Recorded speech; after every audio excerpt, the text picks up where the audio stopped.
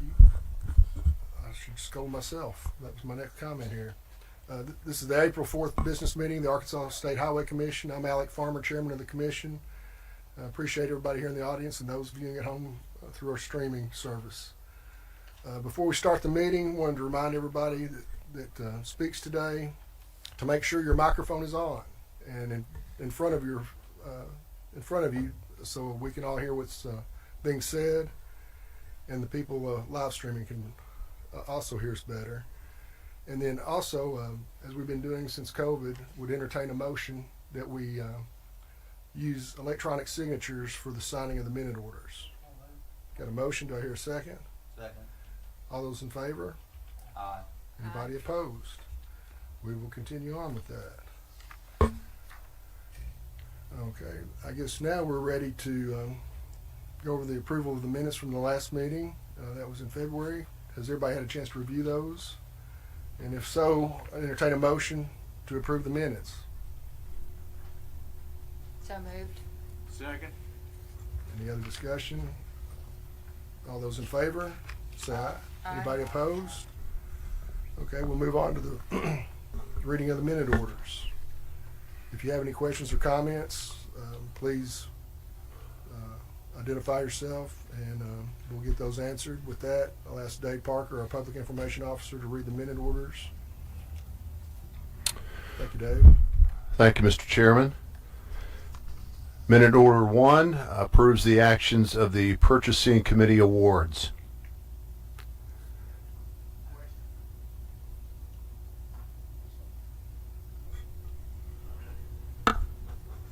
Is this the one about the mowing and trimming and Yes, sir. how do you come up with, like, I don't know, pick up litter, it's $15 per acre.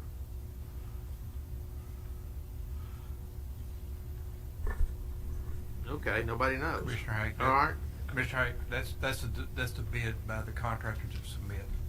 They submit $15 an acre to pick up litter, and they submit whatever, $25 to $40 an acre, whatever it is, to mow. Well, I mean, yeah, because it ranges from $47.30 an acre to $15. A lot of that is dependent on the terrain, the amount of the traffic volume. Like if it's in the interchange, there'll be a lot more trash than there is just an area driving down the road. So it depends on, they'll go out and look at it and determine what it would cost them to do that. Okay, there was just wild Yeah. swings. And same thing on mowing. Yes, sir. That's the terrain. Okay. If it's mowing down the interstate versus the mountains, where it's really a lot of rocks and a lot of places. So in other words, if I wanted to bid to mow right away of interstate, I'm in Miller County, it's flat. I can't bid like $47.30. I got to bid more like $15. It is Okay. relative. It is very Never relative. mind. Taking advantage of me. Okay. Thank you. Yes, sir. Thank you. Okay. Minute Order 2, authorization to apply to AASHTO, the American Association of State Highway and Transportation Officials, for designation of the U.S. Bicycle Route USBR 51 from the Missouri state line to Alma.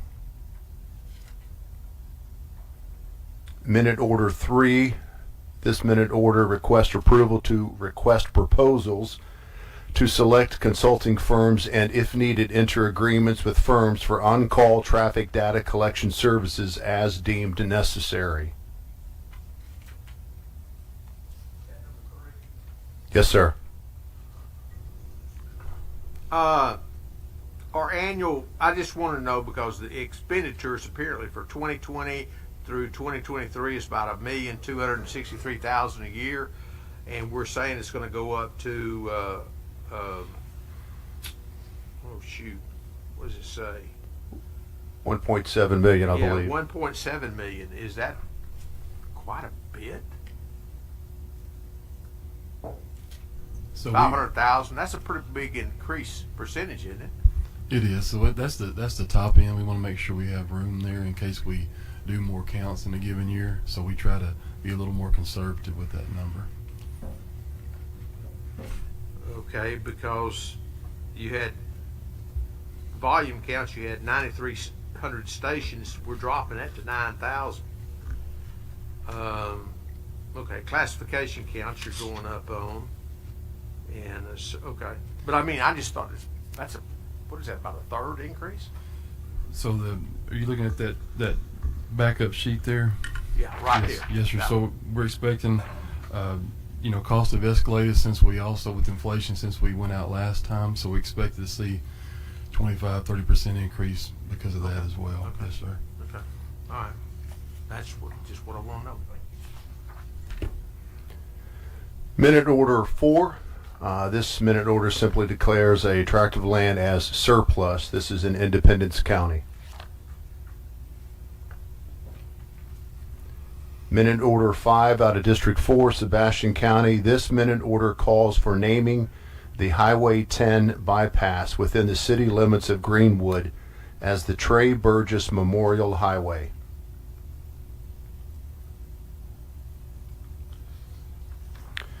Minute order 6 out of Pulaski County, District 6, authorization to name a portion of Highway 67 within the city limits of Jacksonville and Sherwood as the Distinguished Flying Cross Memorial Highway.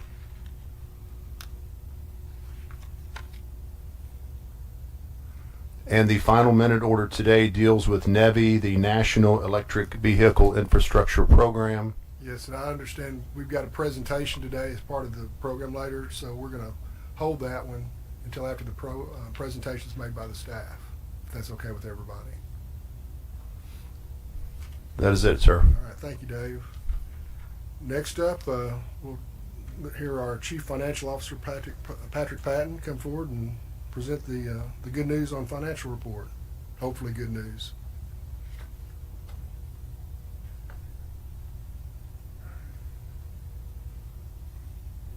Good morning. We've got some mixed news. Good Yeah. news. The first slide is the budgeted versus actual expenses by the budget categories, and it's February through February. You'll see all the budgets are all the expenses are under budget right now, including the operations, chief engineer operations. We've got some budget credits to give to the districts, and so when we do those budget credits, we'll actually be 6.4 million under budget for that category also. The next slide just breaks out the numbers a little differently into the maintenance and operations and admin and budgeted construction categories. If you look across that, all of them are under budget by 16.1 million overall. Just as an aside, we are working on our budget for state fiscal year 2025. We're starting that, starting to work on revenue projections. The budget requests are going to go out to the divisions and districts in the next week or so. And so at our next commission meeting, which is in June, we'll be bringing the budget for fiscal year 2025 to you for approval. Moving on to actual revenue year over year. Everything's looking good, flat. Motor fuel's up $6 million. Once again, natural gas severance tax is way below actual year over year. As you'll see when we get to the budget, we're under there also.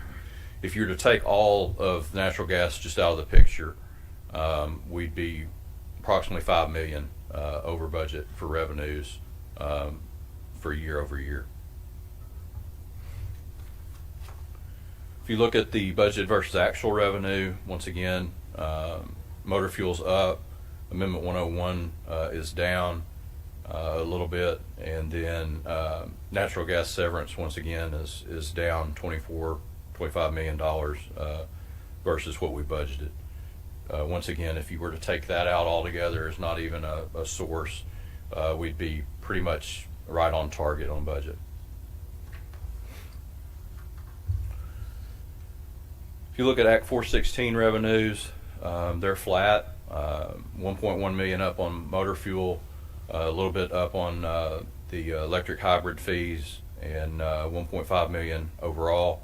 Once again, when we meet after the end of the fiscal year, we'll see a $35 million, or should see a $35 million casino tax deposit at the end of the fiscal year, June 30.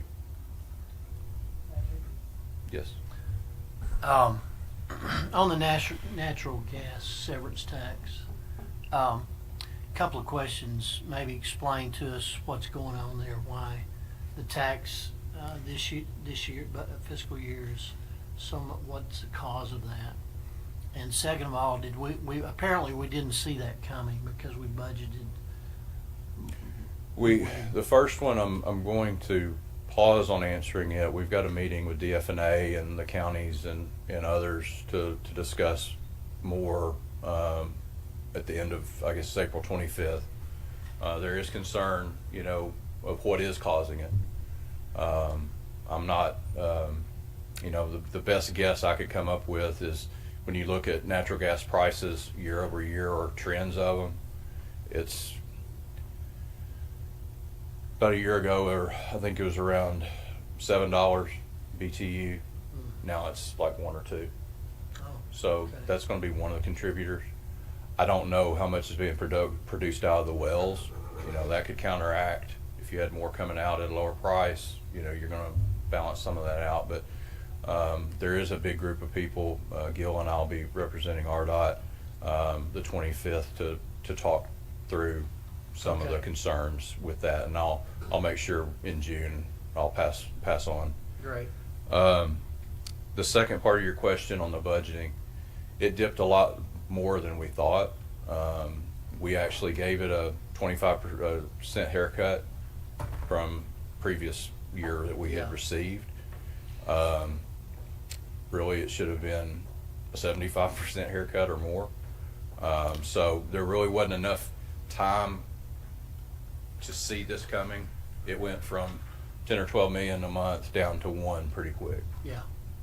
So that's, I know you hadn't heard me say it this year much, but had always cautioned the high side of the natural gas in the past years that we were, above our projections, and just being cautious that this might happen.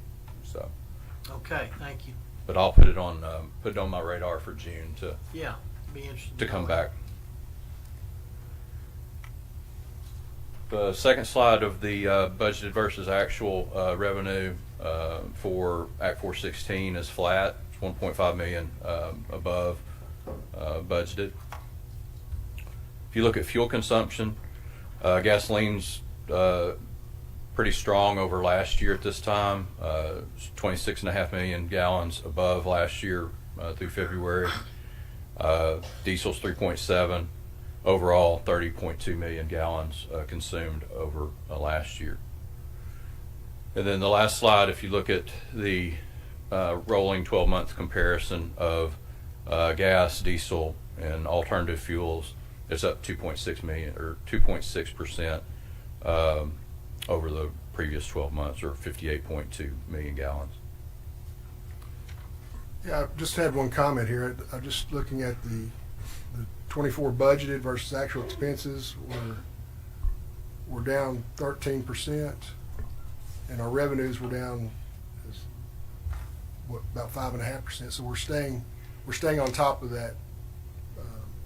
Yes, sir. Downturn in the revenues with keeping our expenses down. Yes, sir. And when, just first blush at numbers for revenue projections, obviously, we're going to be cautious with natural gas going forward. And so you'll see some different, probably lower projected revenue numbers for next year to be more conservative, take into account the natural gas. It looks like motor fuel is going to be up about 3 or 4% for projected, but the rest of it's probably going to be flat. Anything else? No. Thank you for the report, Patrick. And thank you. Now for the remainder of the meeting, we'll let Director Glory Tudor run things. Okay, thank you, Chairman. Next up, we have Kevin Thornton, our Chief of Administration, to give you an update on federal and state legislative activities. Thank you, Director Tudor. I have good news. I am pleased to report to you that the Congress and the President have agreed to an appropriation or spending bill for the rest of the federal fiscal year 2024. This will provide funding until September 30th, which is the end of the federal year. The funding provided fully funds all formula and discretionary grant programs in the Infrastructure Investment and Jobs Act, more commonly referred to as the IIJA. There is also a new bridge discretionary grant program that has specific requirements for the $250 million that will be available in 2024. As with any new federal program, it will take the time before the U.S. Department of Transportation can develop the guidance that controls which projects are eligible to receive this funding. We will keep a close eye on this to be sure that we take full advantage of all funding opportunities for the citizens of the state. And there is even more good news for Arkansas in this appropriations bill. It also provides additional funding for 6 projects. These are the community project funding. Members of Arkansas's congressional delegation, including Senator John Bozeman, along with Representatives Rick Crawford, Bruce Westerman, and Steve Womack, requested the additional funding. This funding is stipulated for the following projects: $67 million for Interstate 49 between Barling and Alma, requested by Senator Bozeman; $6 million for construction of the future Interstate 57 from Walnut Ridge to the Missouri state line, requested by Senator Bozeman and Representative Crawford; $5 million for the Highway 10 Greenwood bypass, requested by Representative Womack; $5 million for Highway 82 corridor improvements in Ashley, Chico, Columbia, and Union counties. This was requested by Senator Bozeman and Representative Westerman. And there were 2 projects on the Highway 412 corridor: $5 million for improvements to the interchange of Highway 412 and Interstate 49, requested by Senator Bozeman and Representative Womack, and $3 million for improvements to the Highway 412 corridor in northern Arkansas. And this was requested by Senator Bozeman and Representative Crawford. This totals $91 million in 2024. When you combine the $91 million awarded in 2024 with the previously awarded amounts in 2022 and 2023, Arkansas has received nearly $200 million in additional funding. We are grateful for members of the Arkansas Congressional Delegation that have worked so hard to provide this funding for these important projects. Now I'd like to turn your attention from the federal level. Kevin, Yes, I sir. had just one clarification here. You've got Future 57, and then you also have the US 67 corridor. The US 67 corridor money is that stretch going through Jacksonville. Is that correct? Yes, that is correct. Okay. It's on the same route but different locations. Yes, sir. Okay. Thank you. Mm-hmm. Now I'd like to turn your attention from the federal level to the state level. The 2024 fiscal session for the 94th General Assembly is scheduled to begin before your next meeting. In fact, it is scheduled to begin on April the 10th. Earlier this week, our state fiscal year 2025 appropriations bill was filed by the Joint Budget Committee. No changes have been made to our previously submitted appropriations request, so therefore we're not expecting any issues to arise from this bill. We will keep you informed of any significant events during the session as they occur.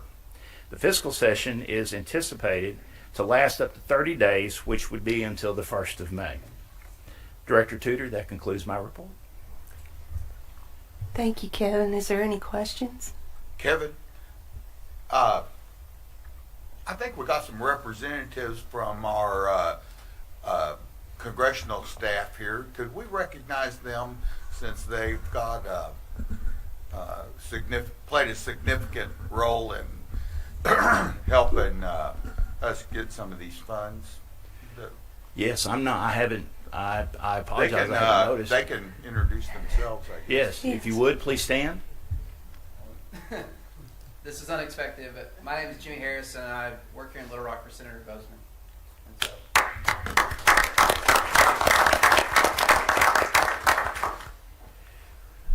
Would you send our appreciation to Senator Bozeman for the work he's done in acquiring these funds for us? We really appreciate all the work the staff's done too. I know the staff does a lot of the work, so thank you. we're going to work to get more. Thank you. Like to hear that. Thank Anything else? Okay, now Crystal Woods, Assistant Chief of Administration, will give you an update on the efficiency review implementation. Good morning. I'll give a brief update on our continuing efforts to implement the 13 recommendations from the Arkansas Legislative Council's efficiency study of the department. I'll be sharing 2 of the most noteworthy examples of the progress we reported to the Highway Commission Review and Advisory Subcommittee for the months of February, March, and April. Recommendation number 1 under the organizational structure category said we should finalize KPIs and implement performance management. I'm happy to report the final KPI dashboard has been approved by the Oversight Committee and it has been posted on our website. The subcommittee also worked with our communications division to develop a video explaining how to navigate the dashboard, and I'd like to show you the video now.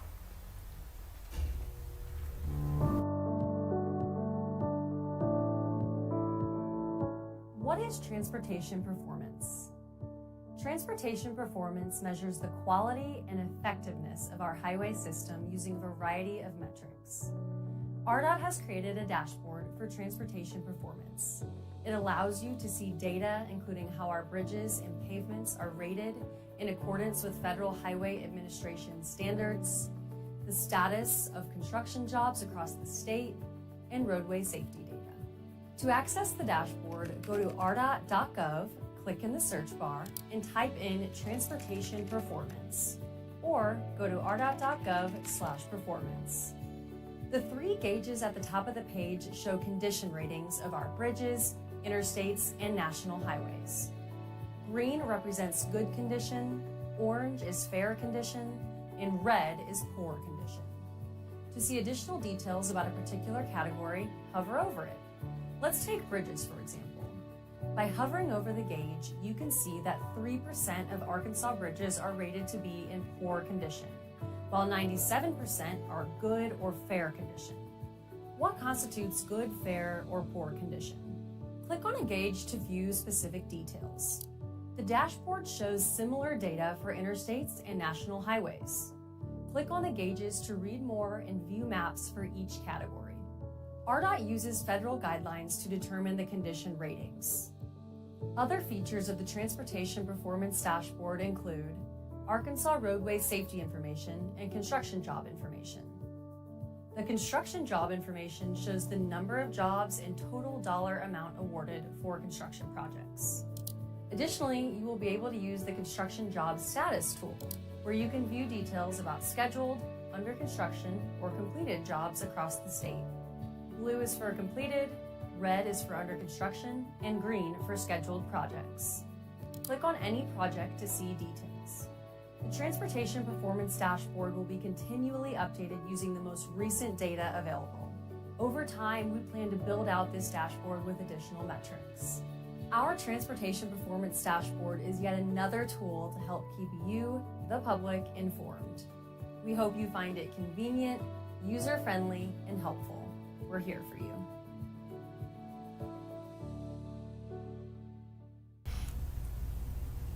Any questions about the video or the KPI dashboard? I've got a question. Is that I'll call it Ask RDOT deal that we put on the website in the past year? Is that part of the same deal that we've got with the legislature that folds in with this? Isn't that part of what we had to do recommendations that came from the The study. efficiency. This was recommendation number 1. The Ask RDOT was recommendation number 3, I believe. 4, excuse me. So those are 2 separate recommendations. Two separate. So Yes, how sir. is that one going? The Ask RDOT deal. It's going very well. Here I have the latest report in front of me. We are nearing completion of that recommendation. Do you have that later in the report? I do not. Are we okay? I didn't want us to get out of order on you there. I can ask you after the meeting. That's all right. I think I can provide a little background on that. It's going very well. We've received over 10,000 inquiries since February of 23. We're averaging over 700 contacts from the public each month, and we're continuing to develop with our staff how to best capture and report a summary of it. We're having meetings even this afternoon about that. So the next step will be to move it forward and to begin to summarize the information that's in Ask RDOT to help us to be able to respond to the things that we're seeing. So that's the next phase that we're working on with this. How long does it take to get it from our computer screen down to the district office and get somebody out there with a shovel and some asphalt? I mean, how long does that whole process take? If they're, for instance, somebody says, hey, when are y'all going to fix these potholes over here on county or state highway so-and-so? How long does it take to communicate all that? You know, the system itself is that when something is entered in, the districts and the divisions are using the same system. So they see it as soon as it comes into it. And then it's a matter of scheduling, prioritizing their work based on their resources and their budgets and things like that. Some of those, I'm sure, are very quickly responded to. Some of them do take a little bit longer. And you know, a smaller request, that's one thing, but if someone's requesting a long stretch of a roadway to be worked on, that obviously is a much longer process. But all of that is part of the information that we communicate back to the citizen who has contacted us to make sure they have as much information as we have about their request. So then we get it, there's communication, and then what's the average time it takes to respond to the question? It's a very good question. I mean, if it's something that we know about right away, it's easy. But sometimes people will call in and it might be a maintenance study or a safety review that needs to be done. Some of those can take a little bit longer to review and to take everything into account. But getting answers back, it's no more than probably a few days or a week before we're able to get them the information. Sometimes the answer is we need to look into this, and other times we know exactly what they're asking about. Well, I'm glad that's working out, because that was a big thorn in our side. People telling us years ago, not anything lately, but I can't ever get anybody to call me back, blah blah blah, and I'm glad that program is dealing with that. And we've received positive feedback from the public about the ease of using the system, and not only that, but the communication that it affords the department as well as with the citizens. It's a much improved system. And I'm sure, given the inclement weather we experienced this year, that we've had plenty of opportunities to test the system, hadn't we? Additional opportunities seem to be popping up time and time again to test the system, but each time we learn from that, and we incorporate what we've learned just to get better each time. Great. Fantastic. Thank you. Thank you very much, both of you. Okay, recommendation number 12 and 13 under the people capabilities category said we should ensure that staff can develop their careers at RDOT and improve their capabilities to align with our current and future organizational needs. So as I previously reported, the final phase of our maintenance training academy is to offer equipment operation training to employees by simulator. The 2024 training schedule for the simulator has been developed and is now underway. So employees are actively taking advantage of the opportunity to learn basic operator skills on backhoe, wheel loader, motor grader, dozer, and excavator in a safe and controlled environment. So at the last commission meeting, I believe it was Chairman Farmer who asked how many recommendations have been completed so far, and I wasn't able to provide a lot of detail, so I'd like to take this opportunity to do that. Overall, there are 13 recommendations, and within those 13 recommendations, there are 90 rules that were proposed by RDOT and accepted by HCRAS. As you can see on the screen, although it's a little hard to read from a distance, one of the 13 recommendations has been fully implemented, and that's recommendation number 2. And 57 of the 90 rules are now considered complete by RDOT. That's a 63% completion rate. Are there any questions? Not this time. Appreciate you putting that information together. Sure. Okay, that concludes my report. Thank you, Crystal. Next, we have Jared Wiley to give you an update on grant applications.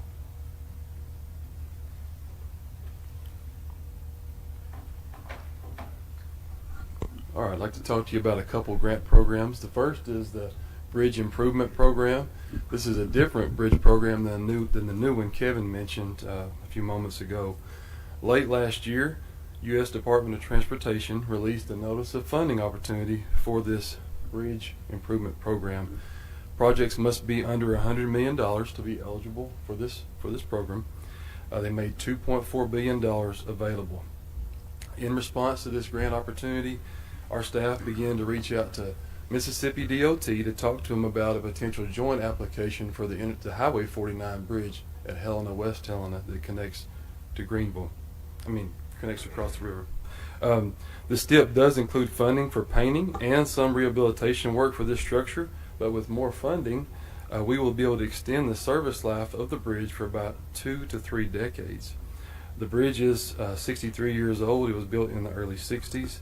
It's currently rated as poor due to deck condition and superstructure issues. The department has a standing agreement with Mississippi to share all costs 50-50, but we are the lead agency on those improvements.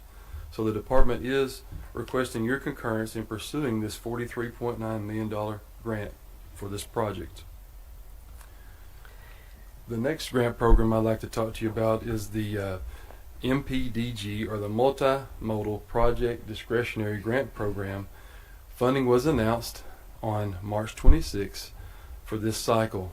$5.1 billion is being made available nationwide. The application period closes in early May 6th. You may recall that this is a combination of 3 large grant programs. They were combined into one single grant program to make the application process go much more efficiently and smoothly for DOTs. This grant program funds large, typically complex projects that improve the nation's larger transportation system. The department recommends pursuing funding for the project on the screen, the Interstate 49 project in Sebastian and Crawford counties.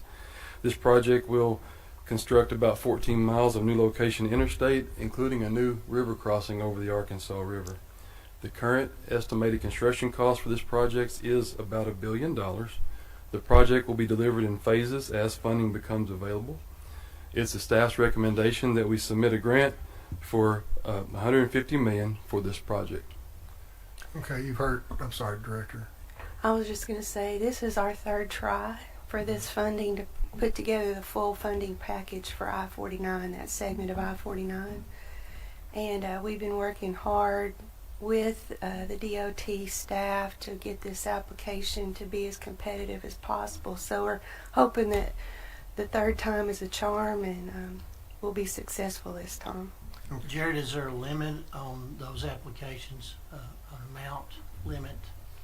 A top end, I'm not sure if there's a limit. Can we ask for the whole $5 billion they've got? And finish we'll just finish the whole thing I-49, get it over with.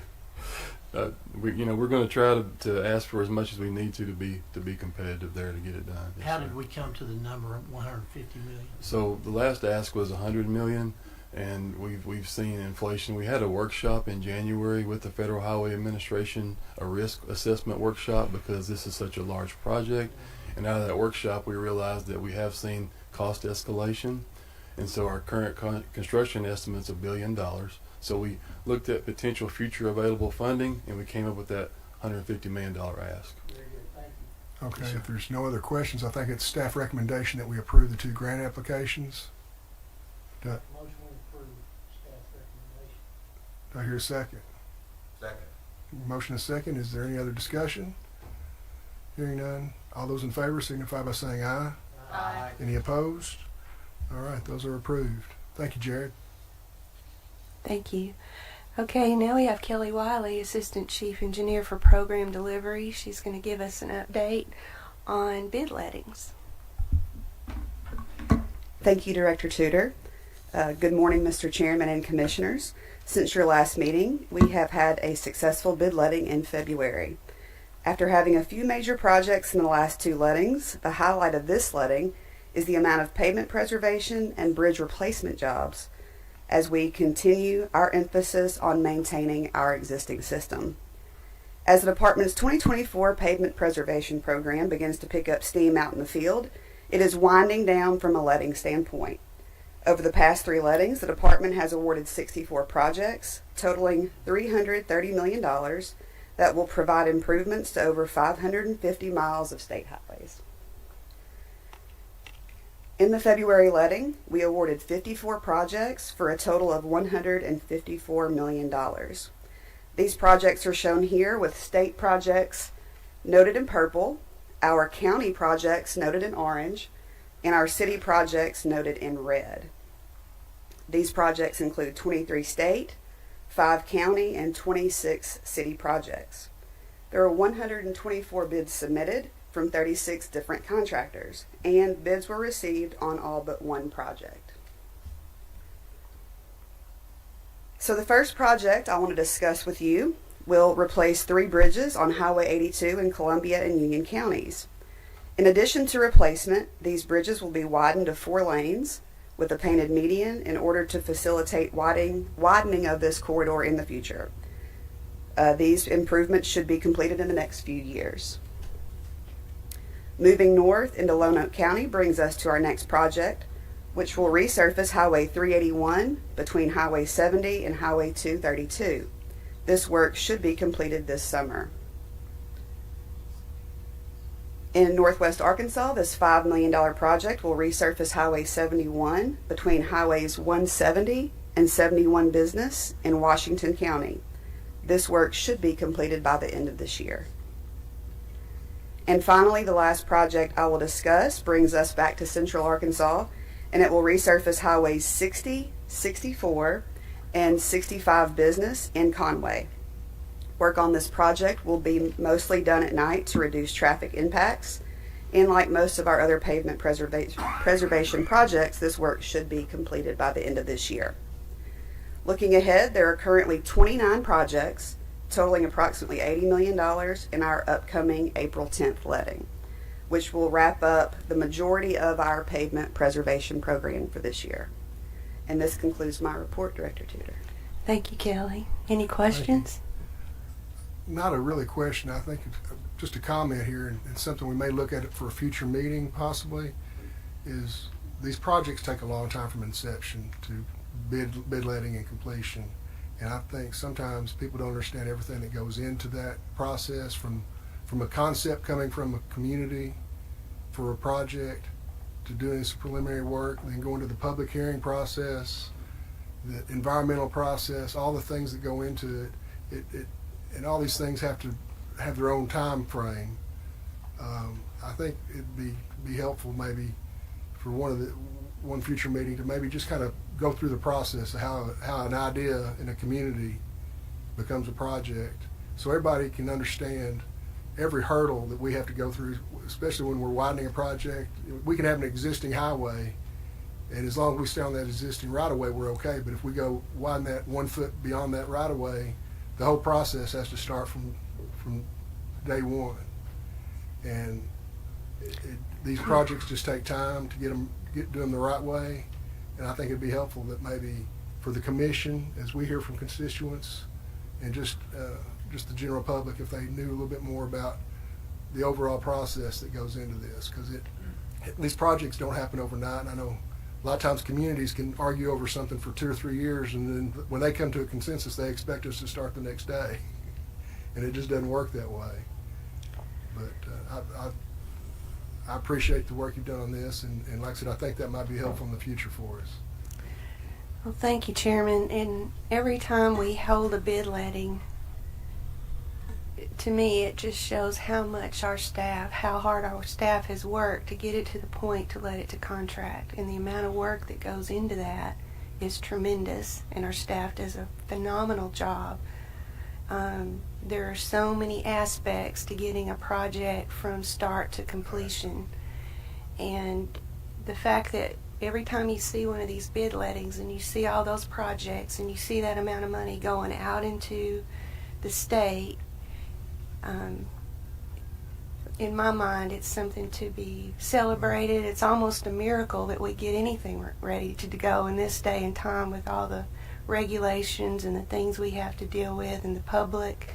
You can't make everybody happy, obviously, anytime.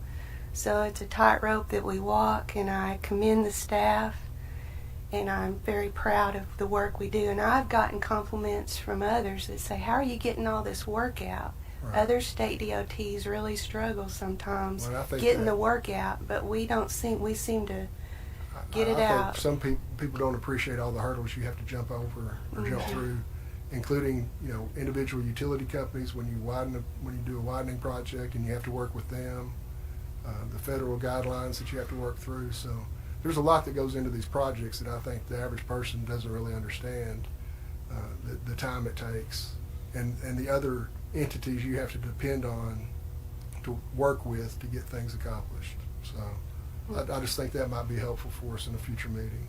Thank you for that acknowledgement. And next commission meeting, we'll take y'all through the process for a simple pavement preservation job versus a more full-on interstate we're trying to build on new location. I kind of liken it to how a bill becomes a law. I mean, you don't have to do the cartoon, but we could sing the ditty. There you go. Oh, I think they should. Dave could write if a little you can something. add a song to it, that'd be great. Yeah. We could come up with a little ditty, and then you could keep it in your head. That's right. That's how you can remember it. You don't want that.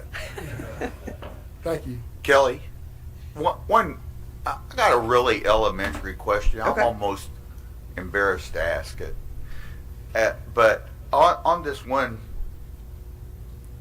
sheet that you had up there, it said bid letting update, and it's got state, county, and city.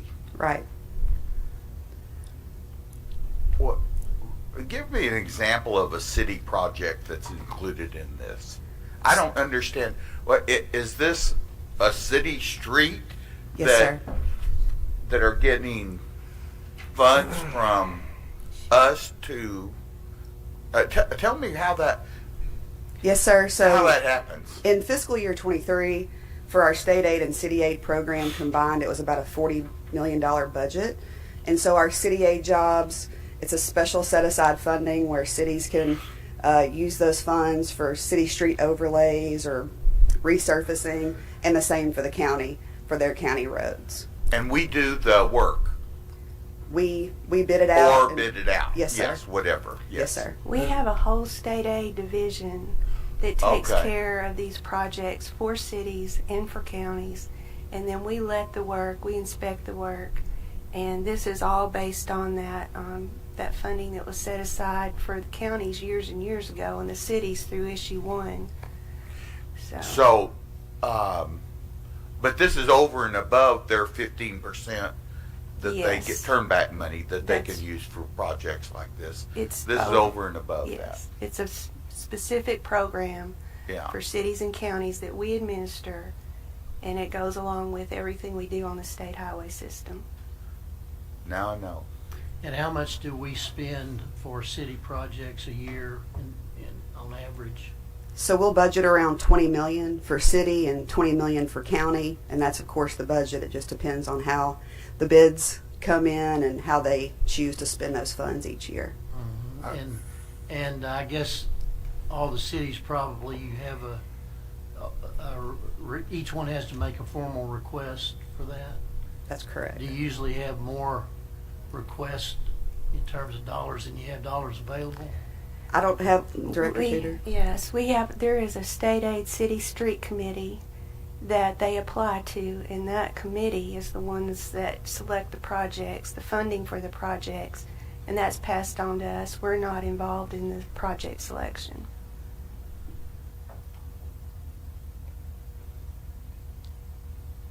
Okay, thank you, Kelly. Thank you. And now Rex Vines, our Chief Engineer for Operations, will talk to you today about the I-30 Saline County default. Thank you, Director. Morning, Mr. Chairman, Commissioners. Would like to give you an update on the project on I-30, the widening job in Saline County. This project is part of our Connecting Arkansas program. You can see on the slide here, that program manager was Garver. They've done an outstanding job for us throughout this program.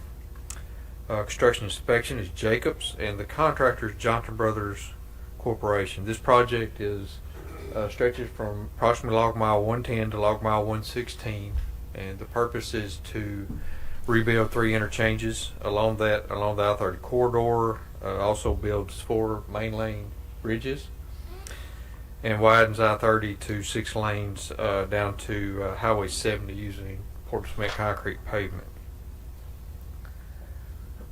Before we get into the actual job details, I thought it would be, or the director thought it would be good to go through this method of bidding just to help everyone understand, make sure we're clear. This method of bidding used on this project and many of our high profile, high volume jobs is what we refer to as A plus C. The A component is the dollar value, the bid by the contractor to construct the project. On this specific project, you see it's a little over $187 million for that. The C component is the number of days bid that the contractor believes it will take to construct the project. The C component is then converted into a dollar value. The dollar value is come up with by multiplying the number of days by the road user cost. Now, the road user cost is a calculated value derived from a formula which determines the daily cost for drivers to drive through the project under construction. In this situation, the daily road user cost is $77,000. The number of days bid on this project was 1,290. So that's where we come up with the C component here of $99,330,000. So to determine the bid award, for bid award consideration, to who the lowest bidder is, we simply add these two together, and that is where we come up with the $286,669,930. That was the award, the bid award. Now, to incentivize the contractor for early completion, we actually build into these an incentive that's based on the $77,000 a day. So this one we maxed it out at 90 days is the maximum they could be paid for if they finished ahead of schedule, which would have been just under $7 million on this job if they'd been. And to encourage timely completion, we actually have a disincentive built into the project. So every day they go beyond their schedule, they are assessed a road user fee of $77,000 a day. Rex, I just want to clarify something here. Yes, sir.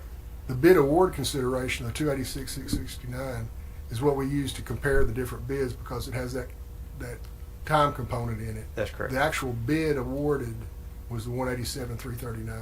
That's correct. So, yes, sir. Yes, sir. And Rex, before you go on, can you speak a little bit to what the process looks like for verifying the bid of days and how the department weighs that out? Yes, ma'am. We have an estimate how many days that our construction and our teams look at, but we also use an independent construction estimator to look to be sure that the bids are valid. They go through and basically, like they would bid the project, they build the project virtually to see what the time would be and how much that they think it would cost, and we use that as a comparator to be sure we're in the right ballpark.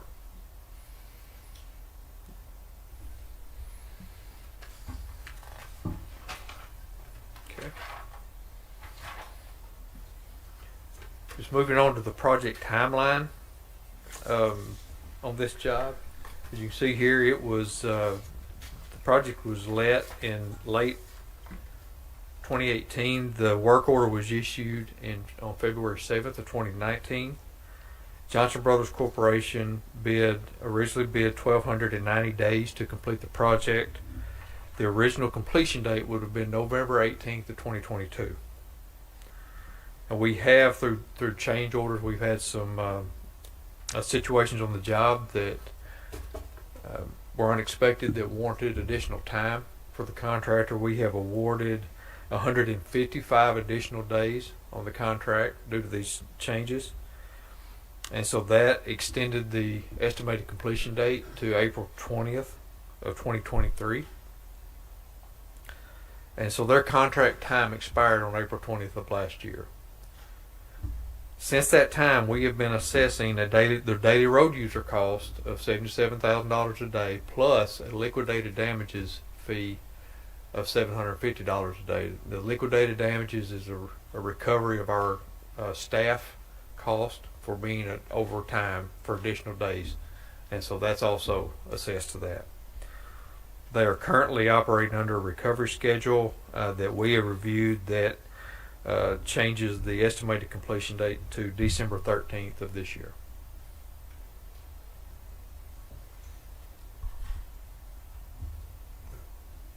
You may speak on this a little bit later, but had the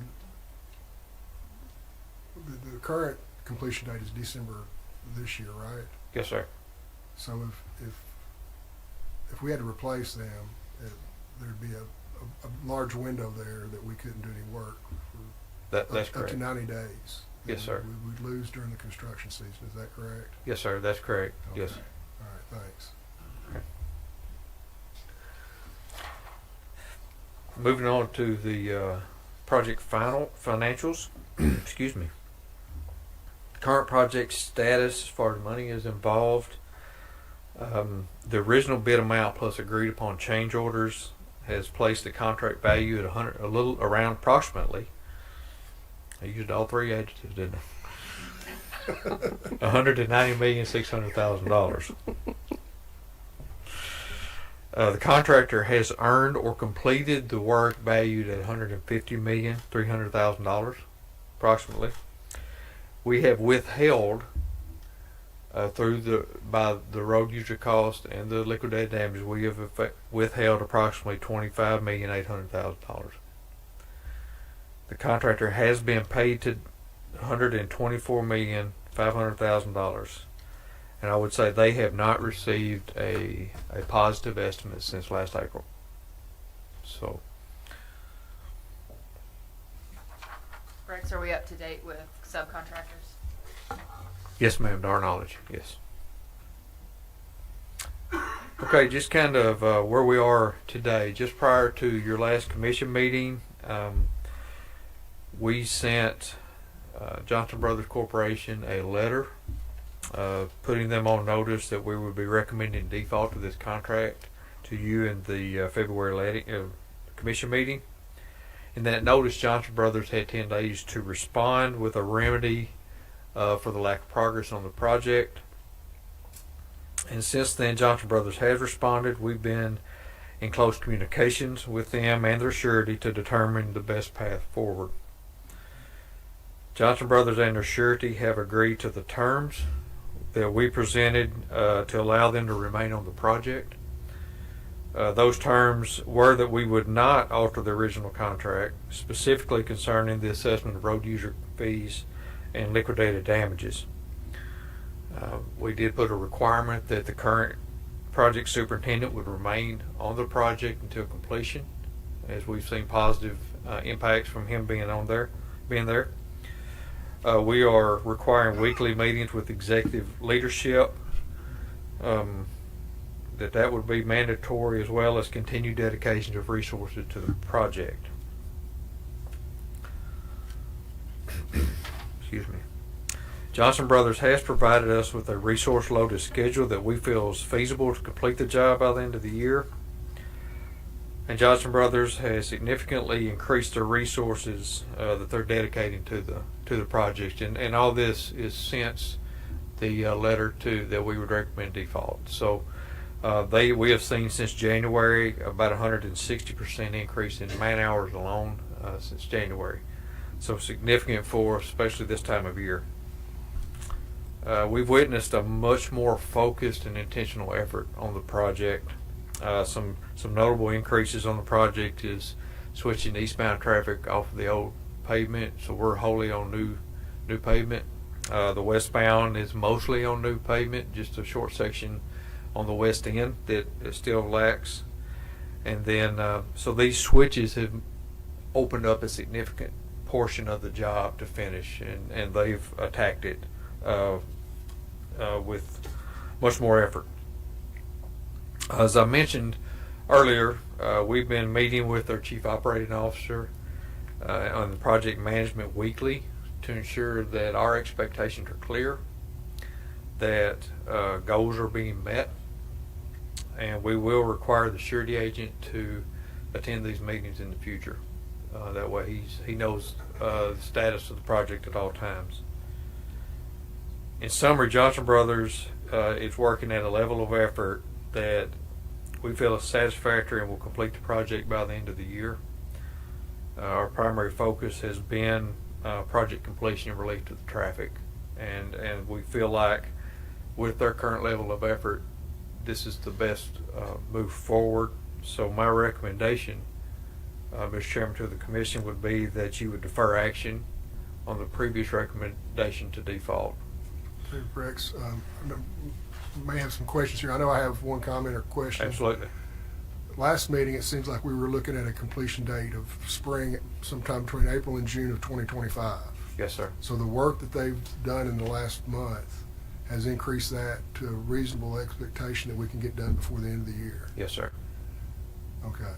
And so if the default went through and the surety requirements of 60 days to vacate, 30 days to place a new person on there, 90 days in the middle of the construction season, we couldn't get finished by December of this year, could we? That's correct. Yes, sir. Okay. And that 90 days is relatively conservative. It's at least 90 days. Yes, at least 90 days. Okay. Yes, sir. A few things that I would like to just bring to your attention before you make a motion here is the contractor has filed claims with the Claims Commission, and then they have filed a lawsuit in circuit court.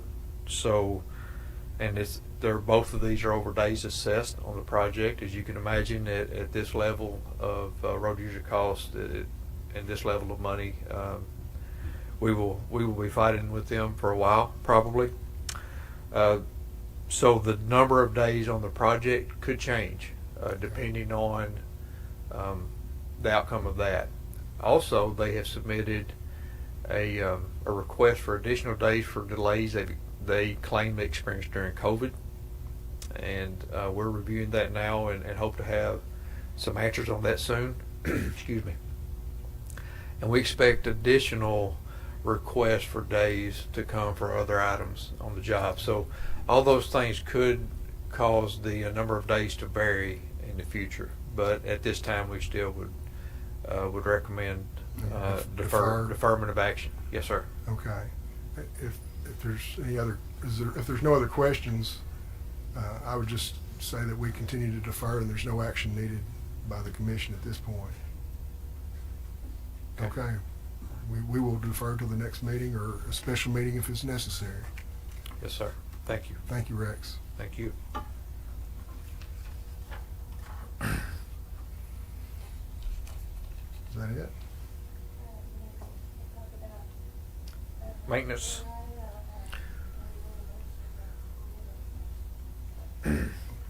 Yes, sir. Or yes, ma'am. Sorry. You don't want to know. Last Sunday marked the 1-year anniversary for the tornado that came through Little Rock and then eventually Wynn, leaving just total devastation in its path. And as my maintenance activity update, I want to share this video of what that day was like from RDOT's perspective. And I would like to, before we start it, commend the communications division for just an outstanding job on this, and on top of the others. Lori. We begin tonight with the breaking news, with the National Weather Service is calling a particularly dangerous situation, declaring a tornado emergency for a time in Little Rock. Okay, I see power flashes. It's on the ground. It's on the ground. I saw power flashes. There it is. We have a tornado. You can That see the could be a rotation. strong tornado. It could be an EF2 or greater. Yeah, that was our biggest concern today, folks. Strong tornado. March 31st started out a little bit in turmoil. And that morning I got with my district maintenance engineer, my district construction engineer, and staff, and I just had a bad feeling about the morning. Being in it this long, I kind of just, know. You have that gut feeling that this is going to be bad. You start hearing reports, several of our employees right here in Little Rock that had damage in their homes. We had employees in maintenance division. I started getting pictures of RDOT trucks with trees, crushed the entire truck. I never imagined it would be the severeness of this tornado. Of course, our crews are used to any type of storm. It's pretty common to have trees down. Our maintenance crews are so good, and they're used to call-outs any hour of the day, 24/7, 365. And so we got some great people, but they have to be called out quite often. And so when you see severe weather like this, it always crosses my mind, we're going to have a busy day, our maintenance guys are. On Fridays, most of my employees are normally off, so that meant that the bulk of our crews were off that day. As we watched it progress, we thought that we needed to call everyone in with the thought that if they come in and there's nothing, then okay, we have to pay a little overtime. But if it is bad, then we're already positioned in a place where we can react. On my drive, there was a lot of red lines, especially around Rodney Perham, so we reacted first to there. The tornado had gone across there and did a lot of damage and knocked the power line out, which is really what shut the interstate down at that point. I'm out here on Cantrell Road between a reservoir and Mississippi, and obviously traffic is getting by, but wow, it's just a lot of destruction. We had crews also in Cantrell. Each of the area crews were pretty much covering their area and reacting to what was happening. All of these crews, they know how to step into action. Really, my role is a support role. Hey, what can we do to help? Coordinating with our state maintenance engineer. The district can support themselves, but the state maintenance engineer can help coordinate support from other districts. Our crew, District 6, works very well in responding to emergencies. We gear up with chainsaws, or we gear up with different types of equipment that can pull debris out of the road. And you think, okay, surely that's it. And then you hear a little bit later, it hits wind. We'd heard about the storms coming through Little Rock, North Little Rock, but most of those usually track north of us, so really didn't give it too much thought about it coming on the wind. And there was debris, there were power lines, there were trees, just everything you can imagine out in the road. I worked several years at District 1 in Wynn, and so I'm immediately thinking of two things. I'm thinking of all my friends, and I'm thinking of RDOT District 1 and what they're having to deal with. Being in Arkansas, we've been around tornadoes. I'd not had one so directly and so closely impact all of my employees. We spent quite a bit of time that evening just locating people.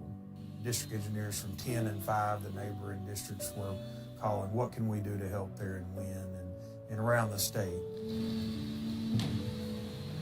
I know how District 1 men and women respond. This is how they do it. They rise up to a challenge. Fills you with pride, but I'm not surprised. We had several employees who completely lost their homes, who were back at work Monday, ready to work. That's just how these men and women are. We're family at District 1, and that's how we treat each other. Like I say, these people are precious to you. So I'm very proud of the District 6 family that we have. My team cares very much for the individuals and the work that they do when something like this happens. Some may not be sure what's happening to their family, but they're going to come in, they're going to take care of what they need to at RDOT. And for the traveling public, their safety is important as well. They did a great job. Regardless of the situation, our people step up and they take care of business. They know how to help others. There's a neighborhood on 430 south of Rodney Parham where there's quite a bit of debris and tree devastation going on there. And we worked with Environmental Division, and we had a contractor come in and clear the area and mulch the area and plant trees. It was just kind of a good thing to do, to be a good neighbor. We're not just here in Little Rock, we are local. RDOT is in every community, every county, and we have local people there. We live in these communities, and we're here to serve these communities, and it's just a wonderful thing to have such good staff that can do that. It's amazing to see top to bottom throughout the organization, just that level of dedication, professionalism, and just compassion.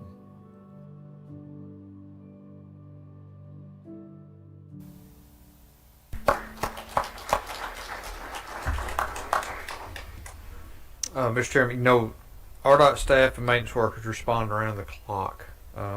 When things like this happen, as you heard from our engineers that were interviewed during this, they serve their communities with open hearts, and I would add, in calloused hands. This is a lot of hard work, and you know, it's things like this that make me so proud to be associated with an agency that is just full of compassionate and hardworking people. We hope nothing like this ever happens again, but if we do, we'll step up and take care of business. So, thank you. So I agree with everything you just said, Rex. We experienced that in Jonesboro in 2020, and Yes, other sir. parts of Craighead County a year or two later, and then of course Wynn is over in my part of the state, and had calls from people asking for help for getting the school back open, to doing different things, and our staff just always was right there and stepped up. So I appreciate everything you guys do. Yes, sir. Thank you. Thank you, Rex. I tell you, we're really, really proud of our maintenance employees out there in the field every day. There are a lot of things they do are unnoticed, but they keep our roads safe. And then when you have a disaster like this and they step up, it's more visible. But every single day they're out there keeping those roads safe, putting themselves into harm's way. Absolutely. So, thank you. All right, are you getting tired of this? Is anyone tired of it? We are. But it's getting close, so here we go. Thank you. Cue the music, please. All right. Thank you, Director Tudor. Good morning, Chairman, Commissioners. We are only 4 short days away from the eclipse. So we are approaching the final countdown. So weather forecasts continue to adjust daily. We're looking, previously, as y'all probably seen, we were looking at rain and clouds. But fortunately, recent forecasts are much more promising for viewing the eclipse. So I hope you've got your eclipse playlist ready. If not, Rex can help you out with that. Then one more note. I'm hoping, Patrick, after this weekend, I can actually help you with a little bump in those fuel consumption numbers. So we'll see how that goes. So RDOT staff has been busy sharing our plans, focusing on consistent messaging to all of our stakeholders. Again, as I presented for several times the last few months, I don't want to repeat myself, so I'm not going to get into great details here, but as you know, our communications team has done an outstanding job in leading this effort. They've done roadshow presentations to civic groups and city groups, numerous media interviews, along with regular social media posts. As you know, RDOT hosted the Governor's Eclipse Conference right here back on March 4th. Our district engineers also have been integral in part of this messaging at the local level and doing plenty of media interviews as well. We've participated, Ellen and I went to St. Louis and participated recently in a multi-state solar eclipse peer exchange in St. Louis, Missouri, where DOTs from Texas to New York came together, shared our eclipse plans and lessons learned from the 2017 eclipse. And my biggest takeaway from that peer exchange was the confidence that we here at RDOT are utilizing similar strategies as other DOTs, and knock on wood that we've not overlooked any obvious issues as we prepared for this event. So although the traffic management plan has been developed and published here for several months, our internal detailed planning efforts have continued at the district and local level. So this map on the screen, albeit crude, is just an example of a whiteboard layout. This is from our Southwest District 3, from Texarkana, Hope, DeQueen, Ashdown area, where they went in and sat down and marked out where each camera, each message board, drone, pickup, all-terrain vehicle, every resource we have, where they'd be located. So we repeated this effort across each district in the state to figure out where we're going to distribute those resources. So then this detailed district information was transferred to an interactive web-based dashboard that we could use for our staff to track these resources. So this here's just a screenshot of that working database as we were building it out, and it's even much further built out than you can see on the screen now. So it displays our resources, lets us identify what gaps might be in what areas so that we can adjust and be sure that we've got everything taken care of. So I can tell you all of our maintenance, construction, inspection staff is ready for this event. I'd like to echo a quote that I heard following the 2017 eclipse. This came from a gentleman, Kurt Kurtner, from Marshall County, Kentucky. He was the emergency management director, and they did a lot of planning back in 17, and after it was over, he quoted this. He said, "In the end, we were grossly over-prepared. I will never apologize for being grossly over-prepared." So I kind of feel like that, and I believe we all do, and that's a good thing. But I can tell you now that RDOT is ready to shine regardless of the weather that day. And I just, again, want to say and echo what Rex and the director said. I'm so proud of the work that our maintenance division and field resources do. Our districts, our highway police, our communications team, our planning team, what they've done to prepare for this event. I can't guarantee a clear day on Monday, but I can tell you that our staff is ready to serve and to help keep traffic moving as safely and as efficiently as possible for this eclipse. I hope you enjoy that time. It's going to be a great day and looking forward to it. Thank you. Thank you. So, what's your plans, Chairman? Well, I've got family coming in from Colorado Oh. that want to come and see the eclipse. So there's no telling. Like I said, the estimates I've heard from 300,000 to $1.5 million. We'll just wait and see, I guess. Yes, sir. And for those of you that didn't recognize Steve's walk-up song, that was "Total Eclipse of the Heart" by Bonnie Tyler. My personal favorite is "There Ain't No Sunshine When She's Gone." Thank you, Steve. That's a good report. We look forward you. we look forward to your wrap-up report next time. Thank you. Okay, recent department activities. I was privileged to moderate an infrastructure panel at the inaugural Arkansas Lithium Innovation Summit on February 16th. And it was really a fabulous event, and I had to get up to speed on all the lithium activity that's going on, and it's pretty impressive what is going on in South Arkansas. According to the Standard Lithium website, recently some of the highest reported levels of lithium in North America have been found in the Smackover Formation. And the Smackover Formation in southern Arkansas is mainly the counties of Miller, Lafayette, Columbia, and Union. And according to Reuters, with the global push for vehicle electrification, demand for lithium batteries is projected to leap 5-fold by 2030. So this is really timely in the electrification of the fleet across this nation and this Smackover Formation that they've identified being so high in lithium. The lithium industry could mean an influx of well-paying jobs and large-scale economic opportunities for South Arkansas, an area that has experienced economic struggles over the past few decades. It is wonderful to see this opportunity to come to this area of our state. And you know, there's a lot of important aspects to growing an economy in a state, but I believe infrastructure is one of the most important. And so the ability to move people, equipment, materials, and product efficiently and effectively is a vital component to any economic endeavor. Our panel discussed that. It was a great panel. We had leaders representing various infrastructure spaces in Arkansas. We had Brian Day, Executive Director of Little Rock Port Authority, Michael Considine, Vice President of Delivery Operations Entergy, Drew Tesche,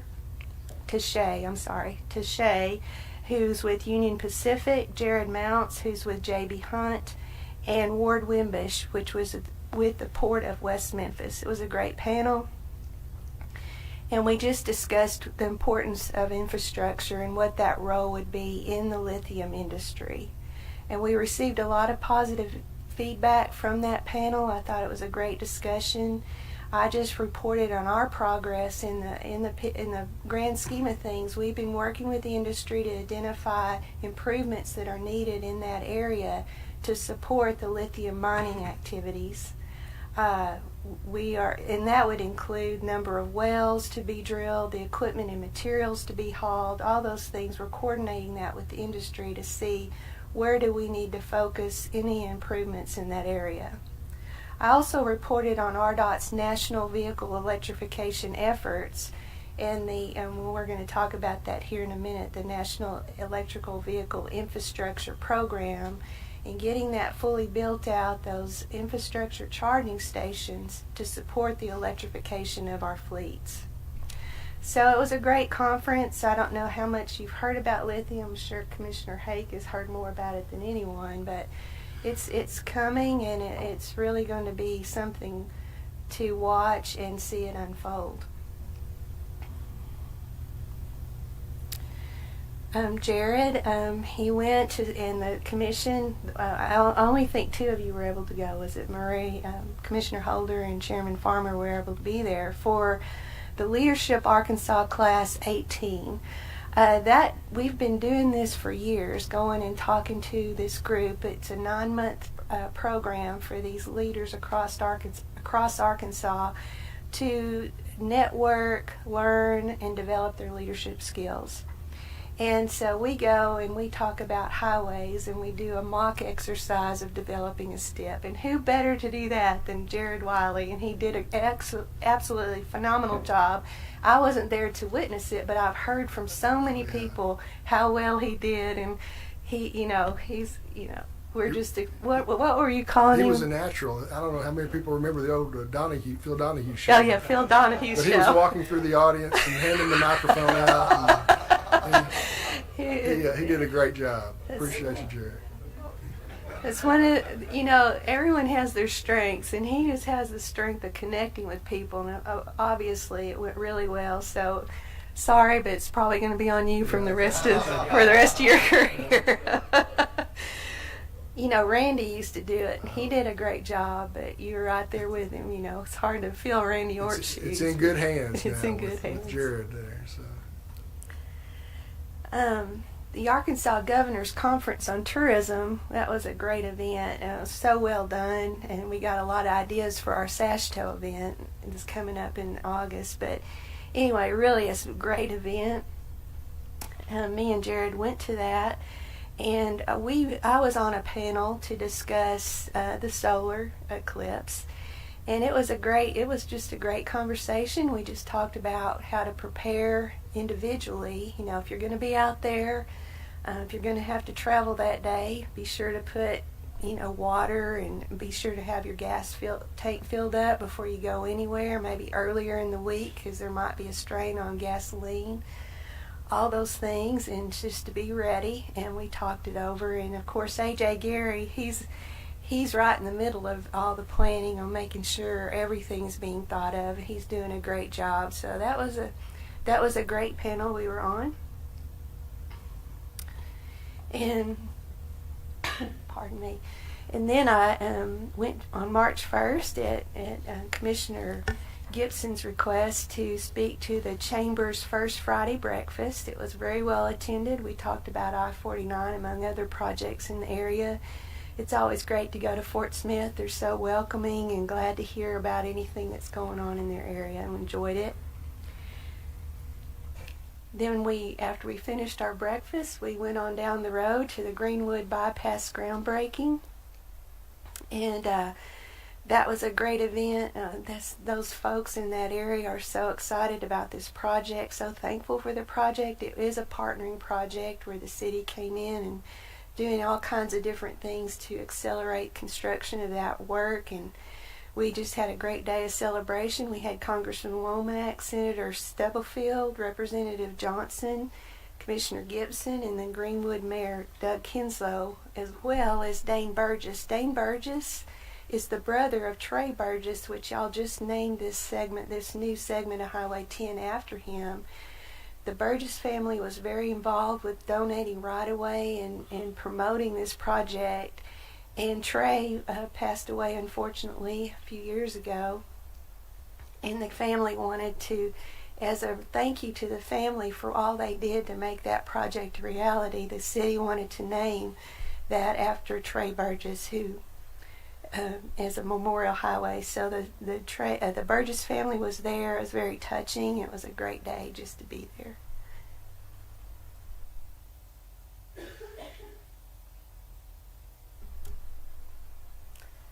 Okay. Well, this wasn't a stressful day at RDOT.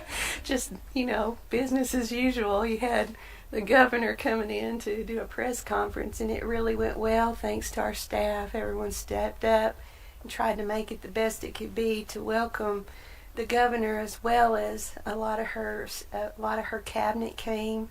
Everyone shared an update on the solar eclipse. It was a great event. We were proud to do it, and appreciated the governor wanting to come here and come into our home, and we enjoyed it. It was a great day. I was invited to go to the Baldwin Shell Women in Construction luncheon and share my story of my career in infrastructure, and of course I'm always honored when I'm asked to share insight on how I made it from a clerk typist to the director of RDOT. So it was a great event. I spoke with them, and they seemed to be well received, so I enjoyed that. And we got invited to be on PBS Arkansas Week to be interviewed about the solar eclipse, and so that was a great experience to be on TV, and it's not on your list of everyday activities that you do, but it worked out well. I was there with AJ Gary, and of course he's excellent at talking about the eclipse, and so I don't know how many of you saw it. Good. I cannot watch myself. And I was at church, and one person came up, I saw you on TV. I said, oh, did you? I said, how was it? I can't watch it. And she said, well, you made sense. I said, that's good. That's good. She said, sometimes people get on there and they don't make any sense, but you made sense. I said, that's a good compliment. Thank you. So, anyway. The Southeast Pavement Preservation Partnership. As you can tell, I'm having trouble with my voice. Well, it was really bad that day, so Parker stepped in. He was my pinch hitter, and he presented to that group about projects coming up. He did a great job, and that particular that annual meeting, it's the first time we've hosted it. We hosted it in Hot Springs. It was a great opportunity to talk about how to extend pavement life, improve safety, and meet the expectations of road users. So, great day, great time to talk to these folks that came from all over the southeast corner of the United States. So that concludes what we've done since our last meeting, and now I'm going to ask Jared Wiley to come up and talk about our series around the department, and this time we're going to talk about local programs division. Thank you, Director. We often get a lot of questions around here about some of our non-traditional, non-highway type funding programs, so we thought we'd take a few minutes today to talk about some of those and see if you guys have any questions about them. So in addition to that $40 million in state aid, city aid funding that Kelly mentioned earlier, RDOT is responsible for administering about $80 million worth of funding that passes through us to other entities. It flows through us for various reasons, and some of those programs that it flows to are shown here on the screen. Some of these programs were changed or created through the IIJA, so to adapt to some of these changes, Director Tudor created a new division, the Local Programs Division, last year with the reorganization to make sure we efficiently and effectively manage these funds and these programs. Depending on the program, they offer federal or state funding to cities, counties, nonprofits, other state agencies, some educational organizations, and in some cases private companies. So the first one I'd like to talk about is the department's Local Bridge Program. This is a federal aid funding program that sets aside money to renovate or replace aging bridges on public roads that are off of the federal aid highway system. So to be off the federal aid highway system, a roadway needs to be classified as a local road or a rural minor collector through the functional classification system. What that means simply is these are roads that carry relatively low traffic volumes and they don't connect major thoroughfares. So we utilize the funding that we get in the off-system bridge program where we can on our system. RDOT actually owns about 200 bridges that are on the off-system bridge facilities. We use funding there for inspections, repair, maintenance, and then we make funding available to cities and counties to replace or rehabilitate bridges. Again, these bridges must be off the federal aid system and owned by a municipal agency or county. They must be in poor condition or posted for weight restriction or have demonstrated safety issues. There's about 12,700 bridges in the state, and 2,700 of those bridges are actually off-system bridges. This program was updated last year to provide greater incentive to public agencies for participation. What we did was we increased the federal funding share. The new IIJA brought federal funding at 100%, a new program, and our traditional funding was at 80%. So we combined those to a 90-10 program to make it more accessible for counties and cities because some of these projects can be quite costly. In the past year, we've received 38 applications for funding, and we've made 33 awards for preliminary engineering. So we're moving ahead with over 30 bridge projects at this time. The next program I'd like to talk to you about is our Intersection Improvement Program. This program sets aside funding for new traffic signal installation, traffic signal upgrades, signal coordination to make sure that signals communicate properly in busy areas. It can involve the addition of turn lanes at busy intersections, radius improvements, or the construction of roundabouts. This program was started about 20 years ago in 2005. We do about 2 to 4, depending on the year, projects per year, and we've improved over 50 intersections under this program in the past 20 years. Last year we completed construction on 2 projects in the state through this program, one in Jonesboro on Highway 18 in Quality Way, and one in Harrison, pictured on your screen here, at Highway 65, 43 and Rock Springs Road. We expect to take bids on a new roundabout project in Conway next month. So initially, this program started out as a $2 million per year program with a $350,000 federal match per project. In 2022, this amount was increased based on rising costs. These projects do get more expensive as time passes, and so now we make available $1 million federal per project and $4 million per year. Projects are funded through 80% federal, 10% state, and 10% local match. To be eligible, at least one leg has to be a highway, a state highway or a U.S. highway. And these intersections must meet warrants, so there must be enough traffic wanting to turn or go through that intersection sufficient to justify the improvements. So we have to meet those warrants to get funded. Yes, sir. Yes, sir. let's just take for example, you've a proposal that maybe a roundabout that would cost. I know it varies, but can you throw out a figure how much a roundabout costs? You know, it's going to vary based on the terrain and the area, but typically around about $2 to $3 million probably. Let's say you have a $2 million roundabout, and the city wanted to apply. I guess the city could apply for this program.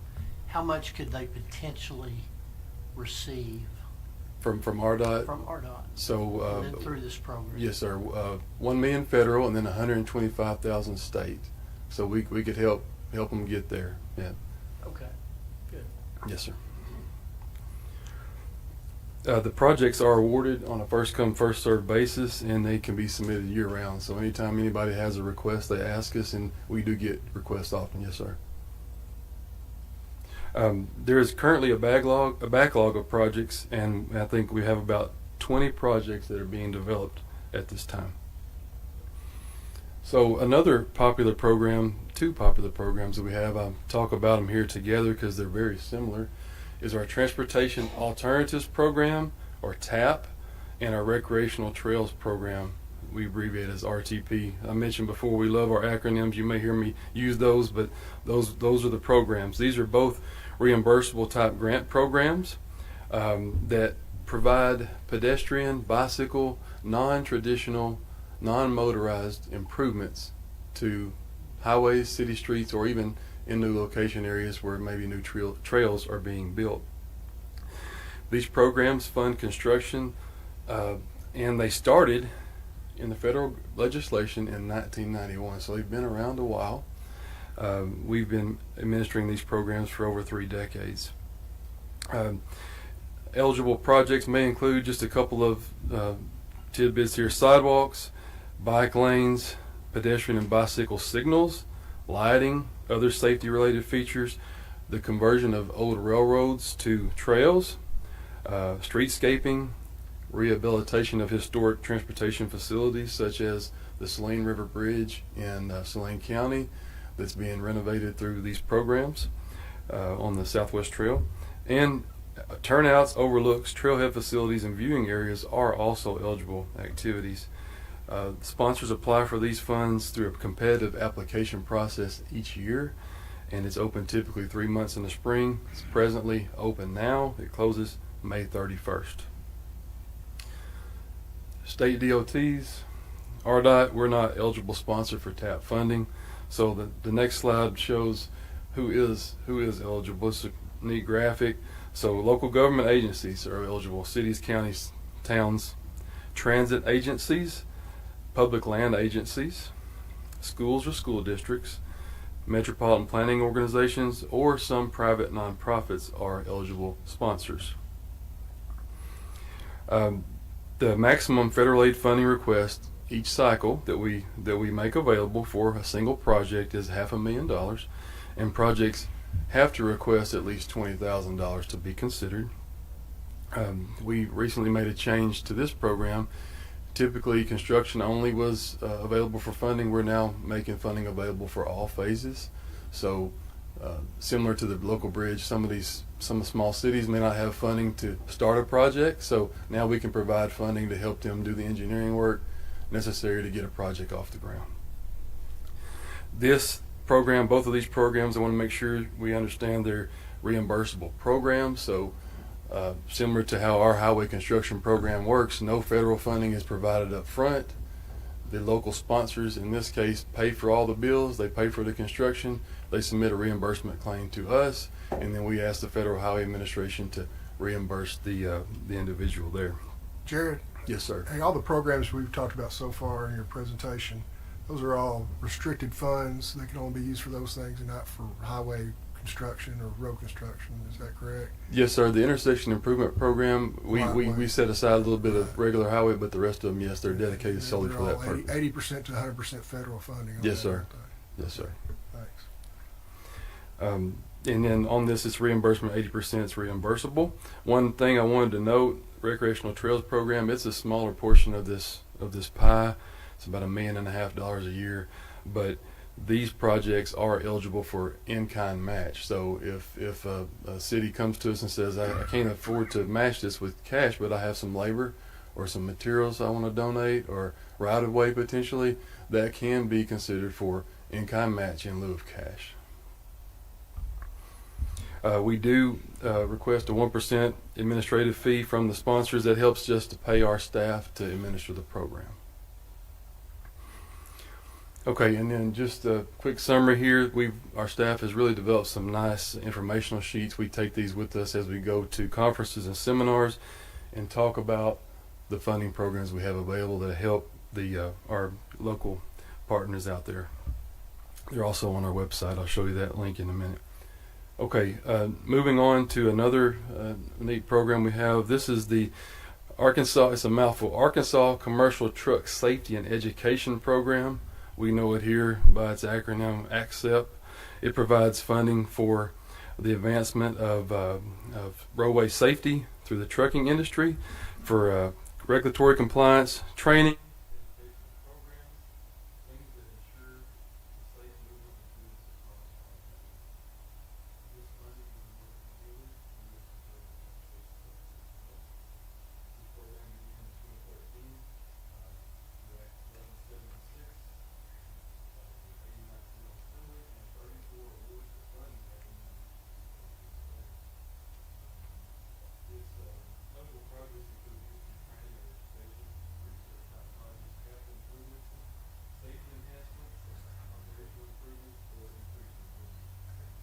Oh, all right, thank you. But Mike, all right, unlike the previously mentioned programs, ACCEP comes from state funds, so it's a state-funded program, no federal involved here.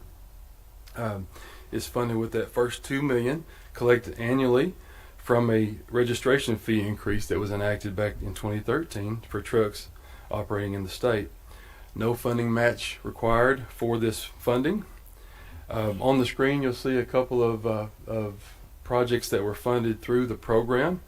On the top is our Share the Road traffic simulator that Shannon and her group use at ATA. It's a really successful program there that the committee has funded through this funding. And then on the bottom, you see our new truck parking facility in West Memphis. We converted an old piece of property that we had where the Welcome Center was to allow trucks to park there safely overnight. All right, the last program I want to talk about and go in a little more detail is our new National Electric Vehicle Infrastructure Program, or NEVI. It's got an acronym too, NEVI. This newly created program provides federal aid funding to build electric vehicle charging stations nationwide with a goal of reaching full build out in the country by 2030. This funding program is allocated strictly for this purpose, can't be used for anything else. This program is $5 billion nationwide. Arkansas expects to receive $54.1 million in this program over the next several years through 2026. This funding is available until it's expended. Again, it's another reimbursable type program. No funding is provided up front. It comes in the form of federal reimbursement. A 20% non-federal match is required for each project. So we heard about the new funding program, but before we could start working on and giving that money out, we needed to put a plan together to show how we could spend it. So we developed that plan. That plan was approved in 2022. We partnered with the Department of Energy and Environment. They provided some really good feedback and expertise and experience that they had there as we developed the program. This plan communicates our goals and strategy and tell the public how we're going to use this funding. I wanted to note that our staff did an excellent job on this, and our plan was highlighted by the Federal Highway Administration as a nationwide best practice, so they did a wonderful job on it. Again, the department is committed to ensuring that federal dollars are utilized for their intended purposes, and even given that, so we wanted to make sure that we were clear on what we were and we're not willing to do here. So we said in our plan that we didn't intend to own or operate, maintain these charging stations, or allow them on the RDOT right-of-way.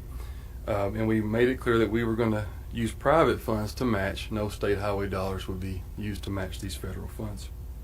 So our first objective, as stated in the plan and as required by the Federal Highway Administration, is to build out the interstate and alternative fuel corridors. They're shown in yellow on the screen. To be built out, we have to have a NEVI compliant fast charger station every 50 miles along those yellow routes, and each charging station must be within a mile of that route, so it can't be more than a mile off the interstate. There are also certain power and uptime requirements that are required for each charging station. Again, we're working to meet these federal requirements, and the plan laid out a framework for us to do that. The next slide will show that our hierarchy of funding. So we're going to try to tackle the first two in blue first, and then we'll move to other routes of significance shown in gray, and then of course other priorities as funds are available. So once the state is determined to be fully built out, fast charger every 50 miles along the network, then the agency, RDOT, can go out for applications for other routes off the alternative fuel corridor network. So thinking, other major highways, 67, 82, routes of this nature. But we're going to be meeting with the public, getting their feedback as we develop that next plan of action. We're not quite to that point yet. So first, before we get fully built out, we had to do all that, and then we had to open up requests for applications. So we told the public September 27th of last year that this money was available. We made them aware that the application period would last and be open for 90 days through November. We received 120 proposals during that application period for charging stations within the state. Requests totaled about $90 million. So they asked for 120 proposals with $90 million value. All these proposals were reviewed and evaluated by our Electric Vehicle Infrastructure Deployment Program Committee. We established this committee to make sure that we objectively reviewed each of these applications. We got a member from the Department of Energy and Environment to serve on the committee. We have our local programs division, planning and right-of-way also on the committee, and a non-voting member from Federal Highway Administration. So the committee initially screened those proposals to determine if they passed the first level of requirements. Of the 120 proposals that were screened, 89 of those were found to be compliant with NEVI.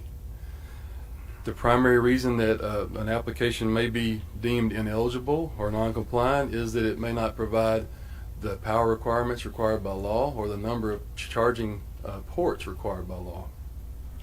So those 89 compliant projects or proposals were then scored and ranked based on the needs in the area. So we didn't just look at who submitted the proposal for the least amount of money. We looked at multiple criteria, including whether or not the proposal was along an alternative fuel corridor, whether it was cost effective, whether there were amenities available that would entice a traveler to be able to spend time there instead of just waiting while their car charged. We'd like for them to have something to do there. Hours of operation, ease of access. These were factors that were used to score and rank those proposals. So after reviewing all those applications and scoring them, the committee recommended 19 projects for funding for construction of charging infrastructure. Those are shown in the large green dots on the screen. These projects, if awarded by the Commission, will utilize 14.9 of the $54 million in NEVI funding. Again, this is all privately matched. No state funding will be expended for this effort. And to make sure that we can protect that taxpayer investment and RDOT budget, we are going to require performance and payment bonds from each applicant should any of their project be deemed ineligible for federal funding based on not following the federal grant requirements. So based on this recommended group of awards, most all of our gap areas will be filled, but the department will need to go out for another call to fill a few remaining gaps in the system to reach fully built out. But I want to make sure people know it's not the end of the line for those applicants who did not receive funding or recommendation for funding. That second round will allow us to communicate and debrief them on where their application fell short, should they want to apply again the second time. Jared had a couple questions. Yes, sir. First, looking at the map, it's obvious that there's not much up in northwest Arkansas as far as one of the recommendations. I assume it's because they already have a lot of private charging facilities and the need wasn't there as much. Yes, sir. So that's a great question. So it's maybe hard to see, but there's a little blue, like an upside down teardrop on the map. I think there's 6 of those locations. You'll see those existing NEVI compliant fast chargers exist in those areas. Okay. But as we I see them now. Yes. But as we developed, we learned that this is a new program. It's ever changing. We're getting guidance frequently for those charging stations that exist to be considered NEVI compliant. We think they may need to opt into the program, which means they'll be subject to uptime requirements. And so we're not sure if they're going to opt in or not. So we'll be communicating with them in the next few months to see if they want to opt in. If not, we will be going back out for a call for those areas. Okay, second question here. You keep referring to fast charging. I know, is that the faster charging, more expensive charging system as opposed? Yes, sir, it is. It is. That's part of the requirement. That's right. That's right. And these things it's evolving. The infrastructure and this electric vehicle market is ever changing. We're meeting the minimum requirements that's required by NEVI. Well, I just want to commend you guys for the work you put in and the public-private partnership. I think it's so important to have the private sector involved in this and not this not be a governmental operation 100%. Yes, sir. Yeah, and I wanted to thank. So the next slide shows our website and our division head, David Siskowski of the newly appointed local programs division. He and Minghua Chu Miller are here today. They did a phenomenal job, them and their staff, of getting all this done. So thank you guys for all your work on this. Yes, sir. Questions, and I think this started probably before I ever came on. I'm old. I've been told I'm slow, and so I have some questions. You've explained a lot. Obviously, the 20% is a private match. So wherever they go, they basically then own them, don't they? Yes, sir. After, I believe there's a 5-year period, a performance period, and after that, the infrastructure becomes theirs. Any maintenance There- is up to the vendor? That's correct. Yes, sir. Okay. And any fill-up fee or charging fee they keep? Yes, sir. Okay. I was going through the cost, and I don't know. If you take sheet 1, the very first one that's awarded, these things are costing about $279,000 each, and they want 4.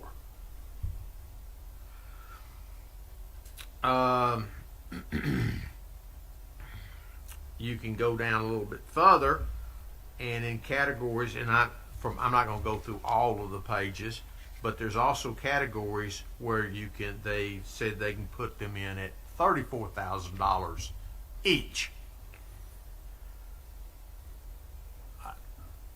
I mean, what's the difference? So when we started looking at this, our rough estimate for 4 chargers at one location was going to be about $1 million per station. So 4 chargers are required there. So $250 per charger is really more in line with what we expected. You know, I'm not sure exactly about each individual one. If you had a question about that, I can look at it. But some of these may not have been proven cost effective. I'm not sure which one you're talking about there, but we expected them to cost about $1 million per station. So we saw that we were pleasantly surprised we're able to deliver them probably for about $750. I think. Okay. Well, you have one that's approved on the very first page. That's about 200. If it's $1,116,000, so that came out about 279,000 per charger. Yes, sir. And then on the second page, you have one that was 479,000 for 7, which is $68,000 each. So I'm thinking it's just somebody making a lot of money, putting them in. Well, I mean, who selected the, for instance, Empower connection? So, is that the vendor that's going to do that? Yes. So they would have. So you're talking. Let me make sure I'm on the same one. You're talking about which one? Okay, if you go to page 1 on this, right here. Yeah, the top one. Yes. Top one. Yeah. So what they would have done, is my understanding, they would have gone to potential clients, in this case the Jiffy Trip in Siloam Springs, and said, hey, we want to partner with you to help you get some infrastructure funds to install charging stations. And so they did the legwork to talk to eligible locations, people who own property, and they came up with a proposal that met their needs.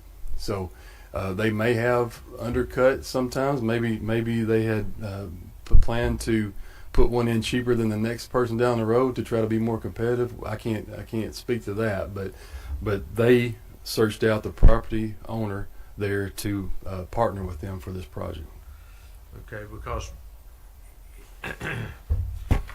most of the time, other than the one I mentioned, most of the time it seems like it's the highest cost one that gets the bid, and that's what I was just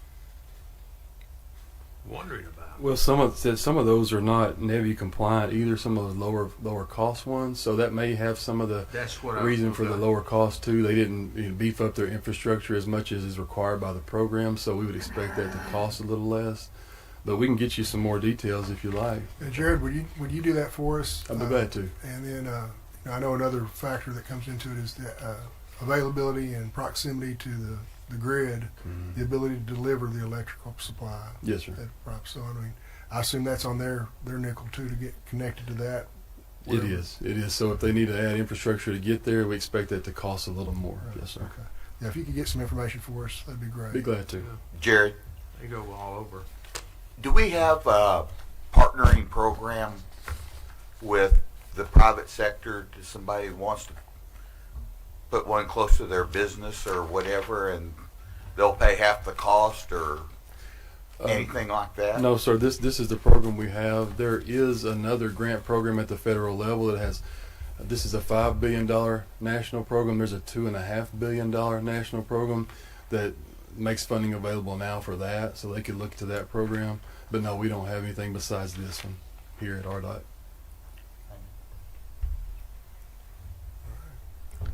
Would you prefer to defer this minute order until we can answer these questions and get into the weeds? To me, it's just a federal boondoggle anyway. It's federal money. You might as well just spend it. It only comes from the taxpayers. But would you like us to send the money back? No, if you'll send mine back. Was that a form of a motion, David? I guess motion is go ahead. Proceed. Second. Motion and a second. Any other discussion? All those in favor say aye. Aye. Any opposed? I'm not sure I'm saying aye. Like I said, I mean this is federal dollars. It's restricted funds. If the money's not spent here, it's being spent in another state somewhere else, and we're doing the best we can. Like I said, we may not all agree with the funding process sometimes, but you put in a lot of hard work, and I think it's important that the private sector's involved in this as well. So, and Jared, we'll get that information. Okay, thank you.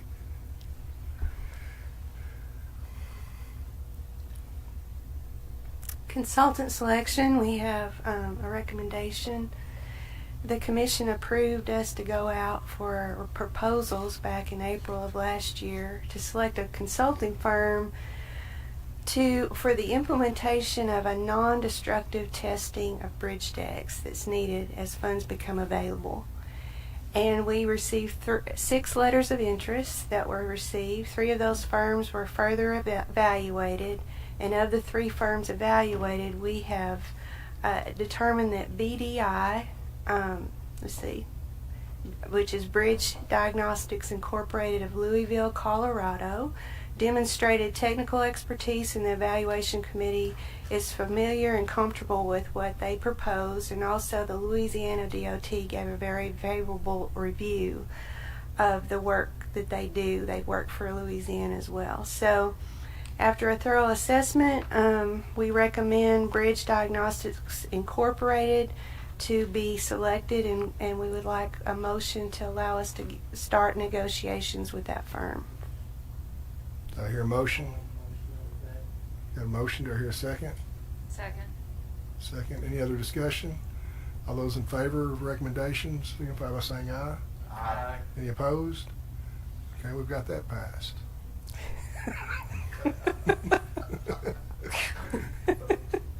Moving right along.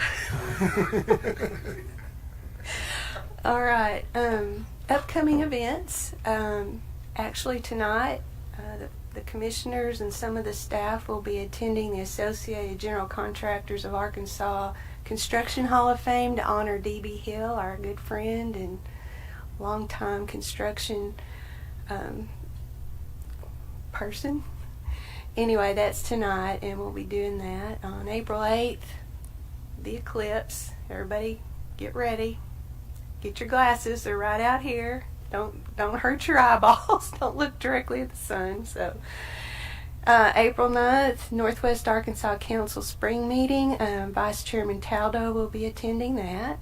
April 12th, I will be attending the Women in STEM Conference to welcome, although we do that yearly now, and it's just our efforts in reaching young high school and junior high girls to consider the opportunities in the STEM program. April 15th is Work Zone Awareness Week, and we'll have a big kickoff event, and we're going to be at the Clinton Library overlooking 30 Crossing, in the parking lot. We've got a lot planned for that day or for that event. We're excited about it and hopefully have some good press coverage on that. April 17th is the Springdale Bypass and XNA Connector combined groundbreaking. So that will be going on. It will be located at the Northwest Arkansas National Airport to celebrate those 2 projects and their start. April 18th, Good Roads Executive Board meeting. Me and Chairman Farmer will be attending that. April 24th through 27th is the Ashto Spring meeting, and I will be attending that as president of the Southern Association of State Highway and Transportation Officials Association. I'm on the executive board of Ashto this year, so I'm going to actually approve their budget. So that's a pretty exciting thing. I'm looking forward to seeing how all that works. May 1st through the 2nd is our AAPA annual conference. We'll be going to Hot Springs and speaking to that group. May 2nd, Highway 37 Tuckerman overlay ribbon cutting. May 7th, RDOT AGC partnering meeting. May 14th, I have a PE board meeting. Then we have Memorial Day on the 27th. June 5th is the Central Arkansas Vulnerable Road User Safety Summit. June 6th is the statewide rodeo finals. You all are invited to come. I know Commissioner Holder, she comes sometimes, and I don't know. Have any of y'all been to that before? I want to see it though. I've been Alex, it's been several years, but yeah, it's a lot of fun. Well, you're welcome to come. It's a great time to watch our maintenance crews and all their skills in operating the equipment. A good time, and then we feed you is it catfish? What are we going to have? Catfish and barbecue? Yes. All right. So the crews that, you know, they compete from, each district has a competition, and then their winners come to the statewide. They bring their families. It really means a lot to these employees, and it's a great morale builder, and it's great for us too, just to get to spend some time with them. Okay, let's see. We have the Electrical League of Arkansas. I'm not 100% sure about what that means, but I'm going to speak to them about it. Arkansas Trucking Association Safety Management Council on the 13th, and then we'll be back together again on June 19th for your next commission meeting. So, All right, I've just added the rodeo we'll to just the be calendar. twiddling our thumbs till our next.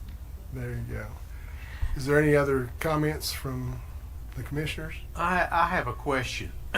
When this sun does its thing on the 8th, I mean, you all have spent so much time coordinating this and doing everything else. Well, you're obviously going to wind up with a lot of time on your hand. So do we come up with ideas for them to have to do? We've got that covered. Oh, you got it covered. Okay. Thank you. All right, anything else? Our other business. Okay. Other business, okay. I thought, go ahead. We planned for the solar eclipse after hours. It was just a little extra thing that got thrown into. So maybe we can take the day off on Saturday or something like that from now on. Would that be good? Half a day on Saturday. Yeah. Yes. That work? All right, take the weekend off after the eclipse. Okay, on February 27th, we got notice from our senior bridge operations engineer that after a routine inspection of the Highway 20 bridge in Phillips County, structural deficiencies were found leading to a load posting. We were thankfully able to expedite this work and began repairing the Highway 20 bridge on March 18th. That day we got the major repairs done in that day and were able to lift the posting. And while there's still some minor work to be done, as of March 20th, the bridge is operating unposted with both lanes open.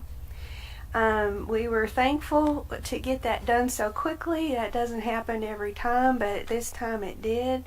And it's just another example of our team's strong work and what they're able to accomplish. But we received this thank you banner, and all these folks that are here are from different companies that use that road, and it was nice to get such a great thank you. So we wanted to share that with you. We received in March some Engineering Excellence Awards by the American Council of Engineering Companies of Arkansas for 3 projects. We got an Engineering Excellence Award for large category transportation. This is for some rehabilitation work we completed on I-40, and the firm that designed the job was Michael Baker International.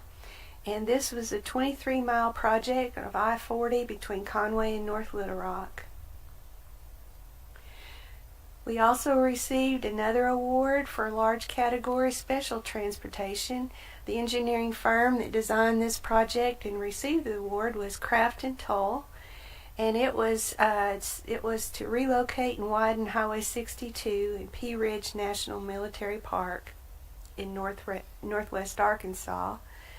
And so a lot of effort went into that, a lot of coordination with that park, and they received an award. And of course, this was a big deal for the consulting industry to be at this award ceremony, and they invited us to come and share in that celebration for that award.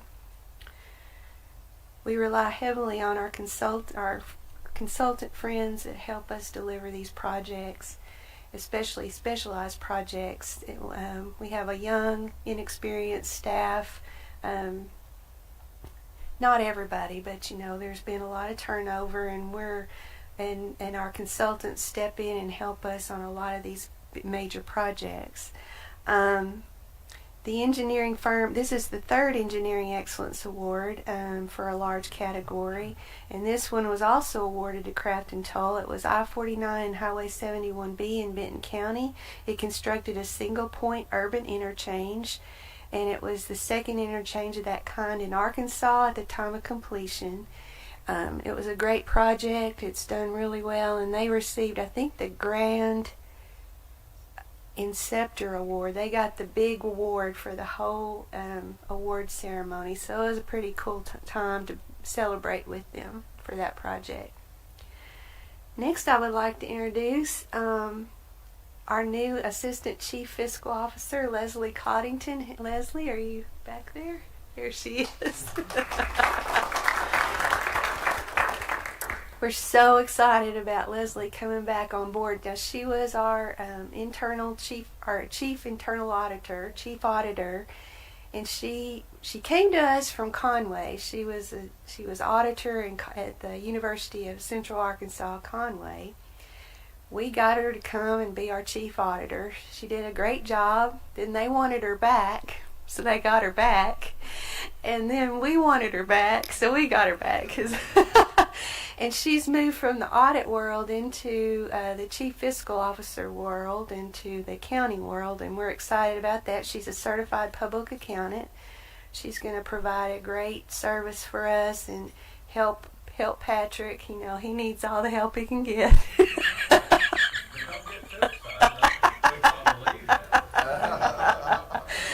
So we're so excited to bring her back. She's just a great team member, and I don't know if any of you know this, but we have migrated over from an old mainframe financial accounting system into an Oracle cloud-based system. That's been going on for several years now. It's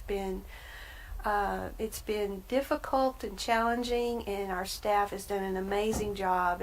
It's not easy no matter who you are, but we have since almost, I think we're on the downhill slide now, and Leslie comes on. It's just going to be a great time. I think we're headed in the right direction as far as our financial health of the department.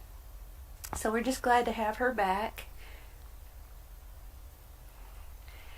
We have 3 district engineers that are retiring this year. 2 have already retired, District 9 engineer Steve Lawrence and District 10 engineer Brad Smithy, both retired in March. And then Bruce Street will be retired in June. We've already named their successors, and before I go on to that, I just want to say these 3 men have done a phenomenal job, have had a great career here at RDOT, and we're going to miss them. But we've got 3 really great folks to step up and take their place. Alec Roof will be the new district engineer in District 5, Stacy Burge in District 9, and Shane Wood in District 10. We're excited about all that they're going to do in their time in that district engineer role. And so maybe next commission meeting we might get them to come up here and y'all can meet them personally if you haven't already met them. But we're excited about the future. We're happy that we have such a strong succession planning in place, that we can lose such great folks that are so, have so much institutional knowledge, but we won't miss a step. We won't miss a beat. We've got people stepping up, and it's going to be great. And finally, I wanted to talk to you about our RDOT Fallen Memorial that we've talked about in other meetings. Safety is our #1 core value here at the department, and it's something we keep in mind in everything we do, not only for the road users, but also for our employees and for our contractor employees. And our current, I don't know if you noticed it when you came in, but our current Fallen Worker Memorial for RDOT workers is just a real simple traffic cones with a sleeve on it to identify that employee and when they passed away. And we've wanted for a while to do something more, to do something that had, that honored our fallen employees in a better way. So, as you know, we went out, and when we went to all the Christmas Service Award celebrations, I pitched the idea, and I said, I want everyone's idea. Everyone submit their ideas. And so they did. And we had, I think we had about 20 different ideas. And we took those ideas, and we have an artist that is in our environmental division, and we brought him in, and we sat down and we went through all of the ideas submitted by the employees. And he's such an amazing artist. He just picked up a piece of paper and he just started sketching based on what all the employees had submitted as ideas. And this was the concept that he came up with. And the idea is these columns on either side are symbolic of praying hands, and then in the middle is the image of the state of Arkansas, and it says to honor our fallen women and men that gave their lives in service to the state. And that's suspended, and then up you can see how the skip lines go up into just infinity, as far as just the road that goes up. So that's the symbolism there, and then you see the RDOT logo and the Highway Police shield. This is a plan view. Well, this is a 3D view you can see over here to kind of give a different perspective of what it'll look like. The plan view is we plan underneath those, underneath the columns there, we'll have a asphalt road about 10 foot wide. That will be a path underneath the two columns, and then there will be a brick path along that asphalt road that will be bricks that will identify each of the employees that lost their life. Our records go all the way back to the 1970s, so we will identify, and each brick will identify that employee and honor them. We also plan to have flag poles, lighted flag poles on each side, one of the Arkansas flag, one of the United States flag, and then benches so that folks can have a place to sit. I just want to say thank you to Edgar Ariza. He's our artist that did that for us. He actually is from Columbia, is that right? Is that right? Yes. And he's very, very talented, and he came to us. Was actually an architect in his home country. He came to us, and he's worked in our environmental division. He's about to retire April 9th, I believe is your last day. But he was amazing talent, and he sat down and put that together, and it was just wonderful to watch how. I can't draw a stick figure very well, so to see his talent was amazing. In fact, one of our ideas was a stick figure, but they said you get the idea. So anyway, but we appreciate him. I appreciate him helping us put together this concept. The next step will get it designed, get a cost estimate, raise the funds for it. And then hopefully by the end of the year we'll start construction on it. So excited.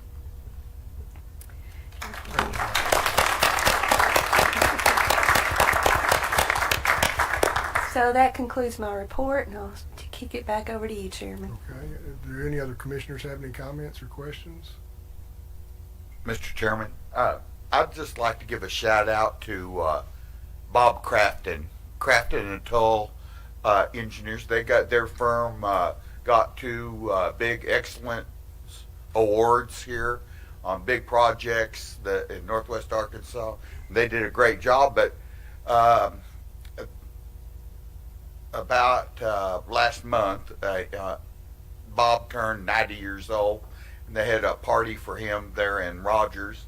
And Bob has really been a mainstay, not just in Northwest Arkansas, but they've kind of grown throughout the state, and they're doing really good work. And Bob has participated in the Good Roads Foundation quite a bit, and I just wanted to give a shout out to Bob on his 90th birthday.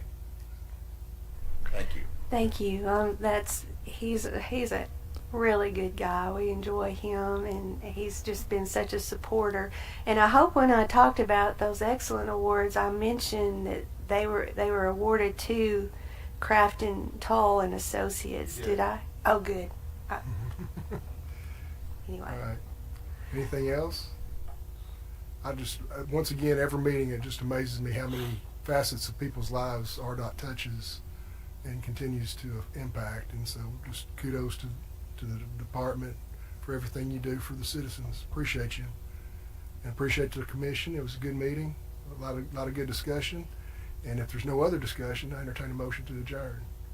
So moved. Second. So all those in favor? Aye.